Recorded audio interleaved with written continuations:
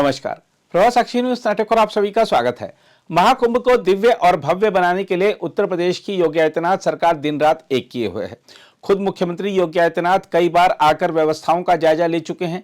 आज भी मुख्यमंत्री प्रयागराज आए और विभिन्न अखाड़ों का दौरा कर वहां व्यवस्थाओं का जायजा भी लिया और पूजा अर्चना भी की। इसके बाद मुख्यमंत्री ने मेला क्षेत्र में आधुनिक सुविधाओं से सुसज्जित मीडिया सेंटर का उद्घाटन किया। देश विदेश से बड़ी संख्या में आने वाले मीडिया कर्मियों की जरूरतों को देखते हुए मीडिया सेंटर में तमाम तरह की व्यवस्थाएं की गई हैं। प्रयागराज में देश भर से जो भांति भांति के संत और बाबा आ रहे हैं, उनमें सबसे अलग हैं चाय वाले बाबा, जो कि कुछ खाते पीते नहीं हैं और वह सिर्फ चाय का ही सेवन करते हैं। खास बात यह है कि वह पिछले 40 सालों से बिना कुछ बोले सिविल सर्विसेज की तैयारी कर रहे छात्रों को कोचिंग दे रहे हैं। हाई कोर्ट में प्रैक्टिस करते हैं और सिविल सर्विस की तैयारी करते हैं। महाराज जी के बारे में भी कुछ? महाराज जी से लगभग अब हम 4-5 सालों से जुड़े हुए हैं, उनके शिष्य हैं, वो हमारे मार्गदर्शक भी हैं। ईश्वर स्वरूप गुरु जी भी हैं, उनका हमेशा सानिध्य मिलता रहता है। जैसे भी हो समय समय पे जो हमें जरूरत होती है उसका मार्गदर्शन भी करते हैं। एक बड़ा अहम सवाल है कि महाराज जी जो है बीते 40 वर्षों से उन्होंने ना तो भोजन किया है ना ही कोई शब्द बोला है जी। क्या वजह है इसके पीछे? क्योंकि आप 4-5 वर्षों जुड़े, सारी बात जानते हैं, क्या है?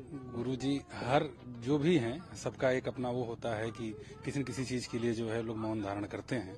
जहाँ तक गुरु जी के बारे में है तो समाज सेवा और समाज कल्याण ये उनका उद्देश्य था और आध्यात्मिक चीजों को लेके जो है संस्कृति को लेके उनका एक अपना विषय है।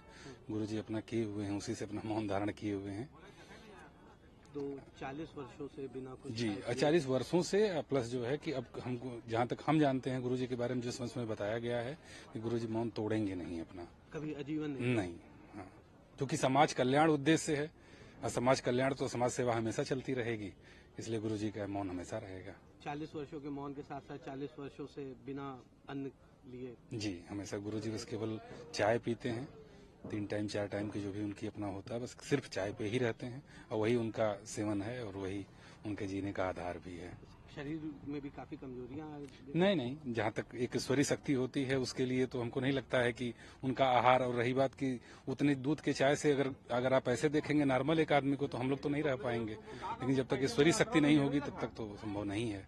तो जहाँ तक हमें जानते हैं कि कोई प्रभु की कृपा है, बाकी बालाजी का पंडाल लगा है, गुरु जी ऐसे ही उनका चलता रहता है। जी बालाजी के, मेहदीपुर वाले बालाजी के भक्त हैं गुरु जी। और बड़ा सवाल है, आप जैसे सैकड़ों हजारों स्टूडेंट्स महाराज जी से जुड़े हैं, क्या वजह है जो स्टूडेंट्स महाराज जी से जुड़े हैं? महाराज जी से जुड़ने का पीछे रीजन ये है कि हमारी हर एक स्टूडेंट चाहे हर एक व्यक्ति का अपना एक आदर्श होता है जीवन जीने का। जैसे हमेशा हमको लगता है कि आध्यात्मिक शक्ति है, हम आध्यात्म की तरफ जुड़ते हैं तो हमें गुरु जी की तरफ जाने का वो हुआ। अगर हमें हो सकता है कि भौतिकता की तरफ अगर हमें जाना हो तो हम दूसरी चीजों को करना है।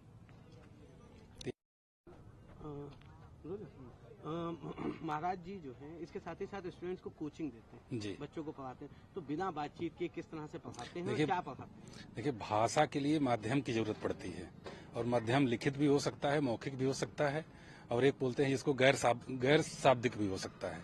तो जहाँ तक गुरु जी का है, गुरु जी मौन है, लेकिन बाकी आप समझते हैं कि इशारों से, व्हाट्सएप से अपनी क्वेरी है, जहाँ तक आपने देखा कि लिख के तो हम अपनी क्वेरी उनको बता सकते हैं, बाकी गुरुजी लिख सकते हैं। और हमें नहीं लगता कि लिखित माध्यम जो है सबसे अच्छा होता है। जहाँ तक तो हम अपनी क्वेरी उनको बताते हैं, बाकी गुरुजी लिखते हैं। जी समय जैसे जैसे गुरुजी को समय मिलता है वैसे वैसे एनसीईआरटी का नोट्स हमेशा गुरुजी बनाते रहते हैं। और अगर हमारे कुछ प्रश्न हैं तो चूंकि हम आप तो थोड़ा सा इधर उधर व्यस्त भी रहते हैं, गुरुजी के पास जैसे टाइम मिलता है वो हमारे प्रश्नों के जवाब खोजे रहते हैं। और जहाँ तक होता है हर चीजों, चूंकि जहाँ तक है गुरुजी के पास अनुभव ज्यादा है, इसलिए उन चीजों को हमें लगता है कि कुछ चीजें ऐसी हैं जो उनसे हमें सीखने को मिलती हैं समय समय पे। क्या लगता है कब तक जुड़े रहेंगे अब गुरुजी? अब गुरुजी से जब तक है हम लोग तो हमेशा चाहेंगे गुरुजी रहें, हमारे बीच में रहें, हम लोगों का मार्गदर्शन करते रहें और ऐसे ही बने रहें। आइए अब दिखाते हैं शंकराचार्य जी महाकुंभ मेले से जुड़े तमाम मुद्दों को लेकर क्या प्रतिक्रिया व्यक्त कर रहे हैं। ये तो हम नहीं जानते, महाकुंभ का जो ये पर्व है ये स्वयं में दिव्य है, ये जो स्थान है ये स्वयं में भव्य है। गंगा और यमुना जहाँ आकर के एक साथ संगमित होती हैं, उस स्थान पर खड़े होने पर जिस तरह की अनुभूति यहाँ आने वाले लोगों को होती है वो स्वयं में दिव्य है। अब उस क्षेत्र में प्रवेश करना है तो मन आह्लादित है। बाकी प्रवेश मंगली जो यात्रा है उसकी व्यवस्था तो कर्मचारी लोग कर रहे हैं, जो किया होगा इन्होंने। उप मुख्यमंत्री ब्रजेश पाठक आए हुए थे आपसे आज यहाँ पर मौजूद है। खुद मुख्यमंत्री योगी आदित्यनाथ जी भी आने वाले हैं। हाँ, बहुत रुचि से कार्य कर रहे हैं सरकार के लोग। अच्छा है, एक पर्व है। व्यवस्था तो सरकार की ओर से होती ही है, लेकिन अगर मुखिया खुद उसमें रुचि ले तो ये देख के अच्छा लगता है। कई बड़े राजनेता असंतोष भी जाहिर कर रहे हैं अव्यवस्था को लेकर के। कुछ लोग ये भी कह रहे हैं कि रुख मोड़ दिया गया नदियों का इसको महाकुंभ को आयोजित करने के लिए। इस बात की जानकारी तो हमको नहीं है। अब यहाँ आए हैं लोग, बताएंगे। नदियों की जो धारा है वो कितने अंश में नियंत्रित करनी चाहिए, इस बारे में तो विचार करना ही होगा। नदी को पूरी तरह से अपने वश में करना ये अप्राकृतिक है, इसलिए इस तरह की चीजों से बचना चाहिए। महाराज श्री, एक नया विवाद देखने को मिला। ये कहा गया कि ये महाकुंभ जहां पर आयोजित हो रहा है वो धरती वक्फ की है और इसको छोड़ देना चाहिए हिंदुओं को बड़ा दिल दिखाते हुए, ऐसा दावा तमाम लोगों ने किया। ठीक है, अभी तो दावा के स्तर पर है। जब इस बारे में कोई प्रमाण लेकर के कोई आए तब हम लोग विचार करें। दावा पर कोई विचार नहीं होता है, उसके साथ प्रमाण भी संलग्न करके बात अपनी कही जाएगी और सामने आएगी तब विचार करेंगे। हमने ये कहा है कि परम धर्म संसद का आयोजन हम यहाँ पर कर रहे हैं। अगर किसी के पास ऐसे कोई प्रमाण है तो लाए, उपस्थित करे, विचार किया जाएगा। हम तो किसी भी दावे पर विचार करने के लिए तैयार हैं। आप दावा करिए, लेकिन प्रमाण के साथ करिए। महाराज श्री, कई धमकियां भी मिली हैं। महाकुंभ आयोजित हो रहा है, गुरपतवंत सिंह पन्नू खालिस्तानी आतंकी है, उसने भी धमकी दी है। कई बार और धमकियां मिली हैं। इस जो हिंदू धर्म का, सनातन धर्म का ये बड़ा त्योहार आयोजित होने वाला है, इसको गंभीरता से लिया जाना चाहिए। जो लोग भी धमकी दे रहे हैं उनको चिन्हित किया जाना चाहिए और उनकी धमकी में कितना बल है इस बारे में भी जानकारी ले ली जानी चाहिए। सुरक्षा तो सबसे प्रमुख होनी चाहिए। अगर यहाँ पर लोग आ रहे हैं, निश्चिंत होकर के आ रहे हैं कि हम तो अपने तीर्थ क्षेत्र में जा रहे हैं, वहाँ क्या डर है? अगर यहाँ पर भी कोई डर है तो ये बहुत गंभीर बात है।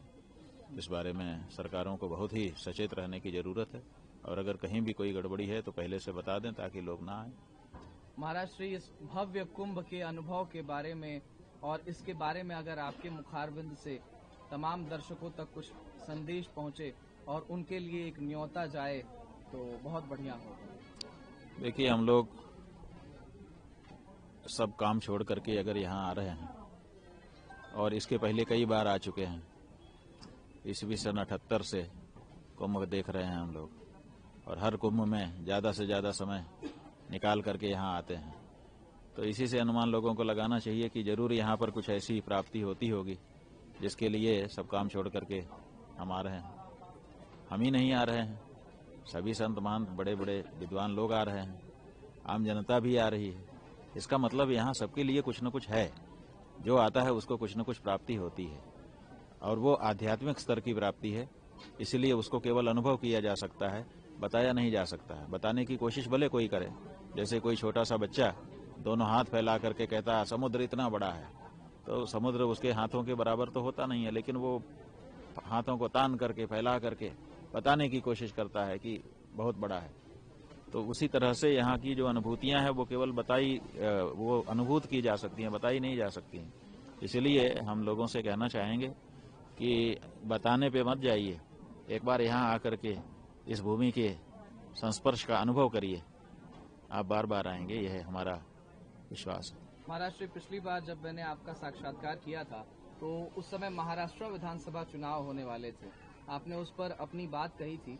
इस बार दिल्ली में विधानसभा चुनाव होने वाले हैं, आपने दिल्ली में प्रवास भी किया था, कई महीने लंबा वो चतुर्मास आपने वहां पर आयोजित किया था। दिल्ली में 5 तारीख को मतदान होने वाले हैं। दिल्ली में किस तरीके का आपने रुख देखा? आपने जनता से बातचीत करी होगी, आपका मैसेज बहुत बड़ा होता है, तो उसको लेकर के आप अगर कुछ कहना चाहें। हमने तो सभी भारत के निवासियों से, नागरिकों से, मतदाताओं से और विशेष करके सनातन धर्म को मानने वाले हमारे जो लोग हैं उनसे अनुरोध किया है, आदेश दिया है और साफ कहा है कि अब हर हिंदू को और हर भारतवासी को उसी पार्टी या प्रत्याशी को वोट देने का संकल्प करना है जो गौ माता की हत्या को बंद करने के लिए स्पष्ट घोषणा कर सके। अगर ऐसा कहने में कोई पार्टी असफल रहती है, उस पार्टी को भारत की पार्टी नहीं मानना है, क्योंकि भारत का जो बहुसंख्यक समाज है, जाने कितने वर्षों से वो बार बार गुहार लगा रहा है कि गाय हमारी माता है, उसको मत काटो, उसको मत बेचो, लेकिन ये होता चला जा रहा है। इसलिए दिल्ली के चुनाव में, क्योंकि दिल्ली देश का दिल है, दिल्ली के चुनाव में दिल्ली में रहने वाले पूरे देश के लोगों से हम यही कहना चाहते हैं कि इस बारे में अपने घर के सामने बोर्ड लगा दीजिए कि इस घर में ये हिंदू का घर है, ये भारतवासी का घर है। गौ हत्या को बढ़ावा देने वाली कोई पार्टी और प्रत्याशी संपर्क न करें। अगर आप भी लेना चाहते हैं देश दुनिया की तमाम जानकारी तो आज ही सब्सक्राइब करें हमारे चैनल को। साथ ही नीचे दिए बेल आइकन को जरूर दबाएं ताकि हर अपडेट आप तक पहुंच सके।